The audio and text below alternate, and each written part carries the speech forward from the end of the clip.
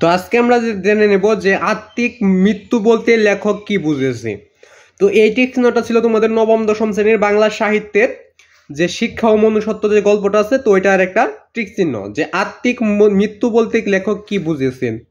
আত্মিক মৃত্যু বলতে লেখক কি বুঝেছেন, তো এটা জেনে নেবো। তো এর আগে তোমরা চ্যানেল নতুন হয়ে থাকলে চ্যানেলটাকে সাবস্ক্রাইব করবো, অনুসরণ করবে, ভিডিওতে লাইক করবা। যদি আরো কোনো শব্দের অর্থ বা কোনো প্রশ্নের উত্তর লাগে সেটা অবশ্যই কমেন্ট বক্সে বলে দেবে। তো আজকে শুধু আমরা আত্মিক মৃত্যু বলতে লেখক কি বুঝেছে সেটা জেনে নেব। আর চ্যানেল নতুন হয়ে থাকলে চ্যানেলটাকে সাবস্ক্রাইব করবে, অনুসরণ করবে, ভিডিওতে লাইক করবা। যদি আরো কোনো শব্দের অর্থ বা কোনো প্রশ্নের উত্তর লাগে সেটা অবশ্যই কমেন্ট বক্সে বলে দিবে।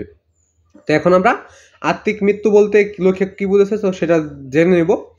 আর তোমরা সকলেই কিন্তু চ্যানেলটাকে সাবস্ক্রাইব করবে। তোমাদের একটা করে সাবস্ক্রাইব আমার নতুন ভিডিও করার অনুপ্রেরণা যোগায়, তাই সকলে একটা করে সাবস্ক্রাইব করবে। তোমাদের একটা করে সাবস্ক্রাইব আমার নতুন ভিডিও করার অনুপ্রেরণা যোগায়, তাই সকলে একটা করে সাবস্ক্রাইব করবা। তো এখন আমরা দেখে নেব যে আত্মিক মৃত্যু বলতে লেখক কি বুঝেছে। তো উত্তরটা নিচে রয়েছে। আর সকলের প্রতি আমার সালাম, আসসালামু আলাইকুম। তো সকলের সালামের জবাবটা অবশ্যই দিয়ে নেবে। তো সকলের প্রতি আমার সালাম, আসসালামু আলাইকুম। তো সকলের সালামের জবাবটা অবশ্যই দিয়ে নেবে। তো এখন আমরা দেখে নেব আত্মিক মৃত্যু বলতে লেখক কি বুঝিয়েছে।